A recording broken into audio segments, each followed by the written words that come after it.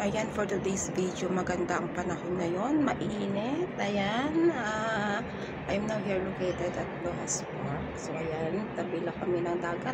As in, ilalim lang namin yung dagat. O, diba? Ayan, so dito naman, yung sa bandang dulo, yung bakanting lote, ano yan, parang dump site. Tapos, ito naman mga building is actually, we are sakop ng Chong Kwan O, TKO, yeah. So, ayan. So, ang kagandahan lang dito is katabi namin yung dagat. So, if ever na gusto mo magmuni-muni, ayan, libre.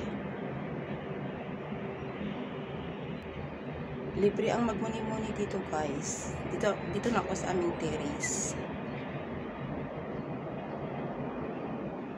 Diba ang ganda? Maliwalas ang panahon ngayon, mainit. Ilang araw rin kasing walang araw at umuulan pa, tapos ang sobrang lamig. So ngayon, ayan, sobrang napakaganda ng panahon. Parang bumabalik na kami sa summertime. Ayan guys, thank you for watching.